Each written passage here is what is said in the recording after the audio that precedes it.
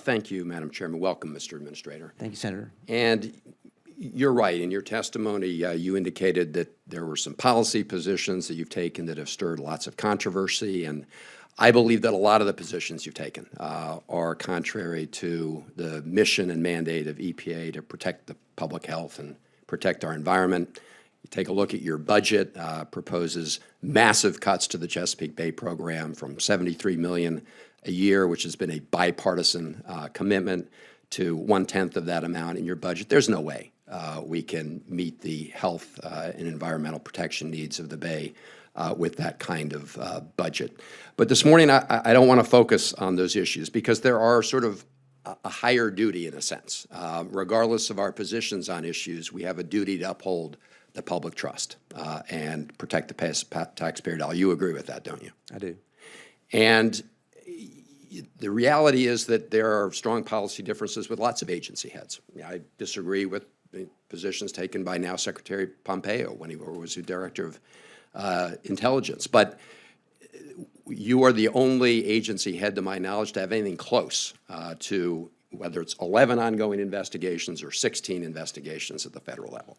And so when you responded to Senator Murkowski's question about, giving you an opportunity to respond, and you started by saying, well, you're taking on a lot of these tough issues, and these allegations of violation of public trust are really primarily a response to that. I really don't think you're taking this issue of public trust seriously. Here's my question.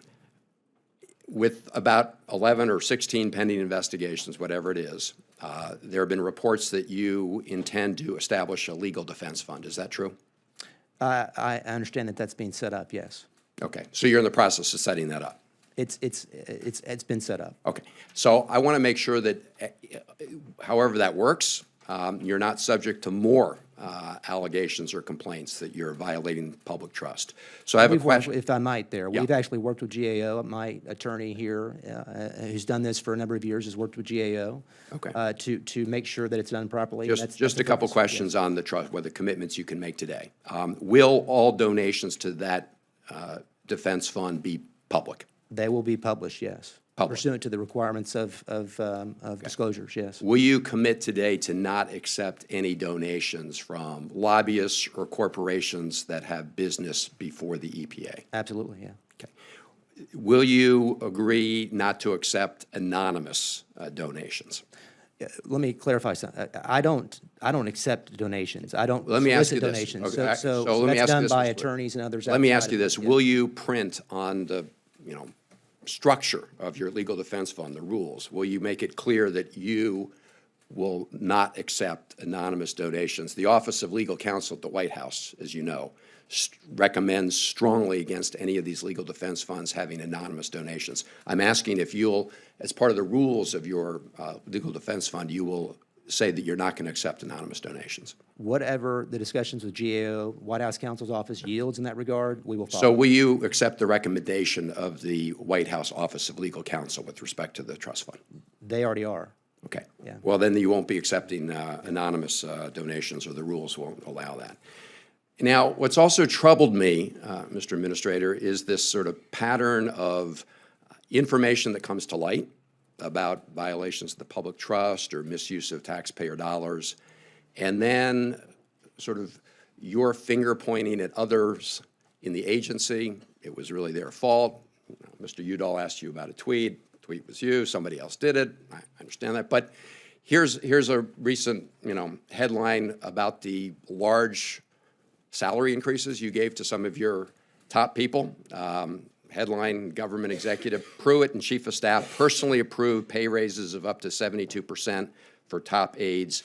IG fines. It goes on to point out that having denied it at one point in a hearing before Congress, you later had to acknowledge that you signed off on that. My question relates to something that just came up in response to a letter to Senators Carper and Whitehouse with respect to the security detail.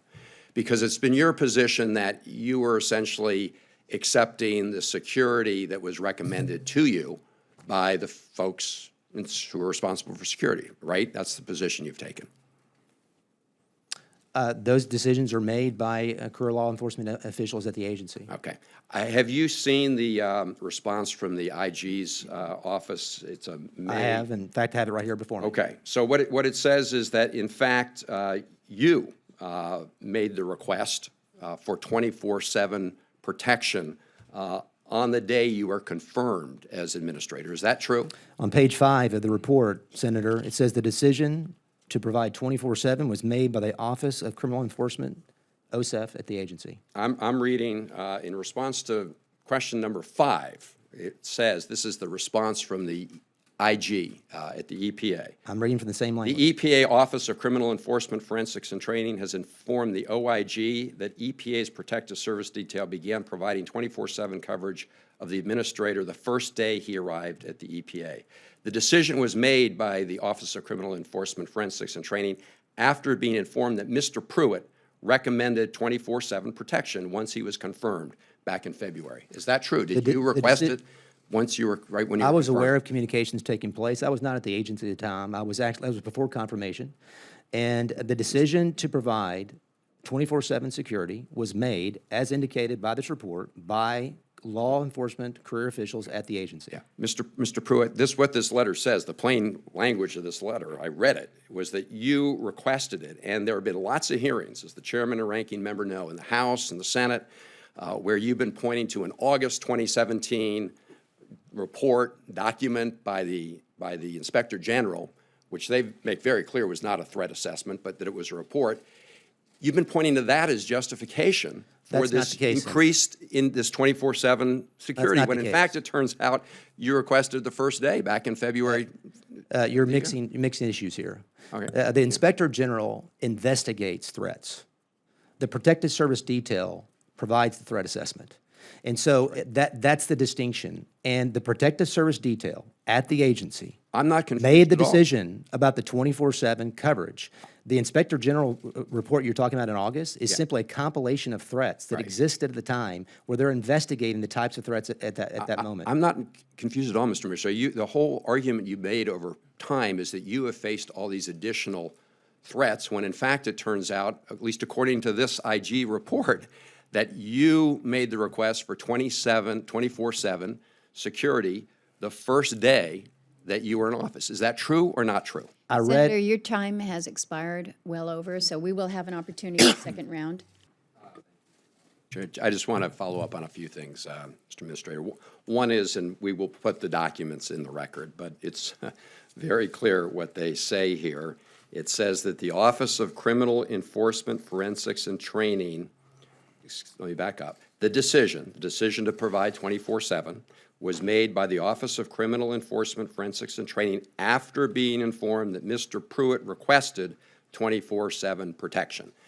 So I know you keep trying to say this says that it was their idea. This says they made that decision after you requested. I can only say, Senator, I did not direct that decision to be made. That was made by the Office of Criminal Mr. Enforcement. all I know was is- aware of the process taking place prior to my arrival. You remember my confirmation process as Senator? It was fairly competitive, intense, Mr. and there was ongoing process. I'm just reading. We're all trying to figure out what the facts are here. I'm simply reading And I am as from well. the IG report, and the IG report says their decision was made after you requested 24/7 protection, not that it was made because they concluded that there was a need for 24/7 The Inspector protection. General, in my view, was simply trying to clarify that they don't engage in assessments. That's the Protective Service Detail that does that. The document that it was referred to earlier, I think Ranking Member Udall mentioned it, of August, it's just simply a snapshot in time of the types of threats that were being investigated by the agency. Right. The death threats and the rest. It was not an assessment. No one ever said it was an assessment. Mr. Administrator, I'm not at all confused between the fact that the IG's office is to document things that have happened. It's not their job, obviously, to present the threat assessment and recommend what security. What the IG is saying is that when they asked the folks who were responsible for providing security, which is the Office of Criminal Enforcement, Forensics, and Training, that office told them that they provided you 24/7 protection after you requested it, not because they did some assessment, that justified the need for 24/7. So we'll put this document in the record. We can all talk about it. I want to ask you about allegations. But they are the individuals that made the decision, according to the same document you're referring to. They made the decision, look, if a new administrator comes in and says, hey, I want 24/7 protection, and they provided it, you're right. They That's not decided. been my experience historically. Well, that's what this says. That's what this says. The chronology here is that they made that decision after your request for it. And this is an IG report. I mean, I assume that they take this job seriously. Let me ask you about statements made by somebody who used to work for you, one of your deputy chiefs of staff, Mr. Shimolinski. Is that how you pronounce his name, Mr. Shimolinski? Sounds right. Okay. Are you aware of the allegations that he's made? He says he was fired by you because he brought to your attention some of these issues regarding misspending and violations of the public trust. In fact, in a interview with some of the members of the Environment and Public Works Committee, he said, and I'm quoting from their record, quote, every time you tried to find out about something, you got into trouble, unquote. And they go on to detail lots of statements that he made, your former deputy chief of staff, about your conduct and decisions. These are documented in a letter of April 12th, 2018, from Senator Carper, White House, and Elijah Cummings, and Congressman. Are you familiar with this letter? I'm familiar with the letter, not all of its contents, but Okay. Have you had a chance to review it? it's been some time. Okay. So my question is that the suggestions have been made through your testimony that people who have policy differences with you would be somehow motivated to make more out of these things than is justified. This is coming from somebody who strongly supports the president's agenda, has no differences with you on the policy agenda. He was on the Trump campaign. President Trump has given him a shout out. He says to this day that he supports the president's agenda and doesn't have an issue with the policy agenda you're pursuing. Do you have any reason why he would be making these statements other than if they're truthful? Well, I had limited interaction with Kevin. In fact, most of the interaction that I had with him was in the field. He was effectively the head of Advance. And I can say to you that I'm not aware of any personnel decision being made with respect to the person you're referring to, with respect to any policy issues or budget issues or spending issues. I just simply didn't have that kind of interaction with Kevin. Do you have- So I don't know what he's referring to. Well, okay, because he's got a lot in here. I really urge the committee to take a look at this. And at the end of this letter, there's a request for documents. My question is, will you provide the documents requested in this April 12th, 2018? I'm sure that that's in process. I'm sure that's in process. Okay, so that's a yes? Yeah, yes. Thank you. Yeah. Thank you, madam. Thank you, Mr.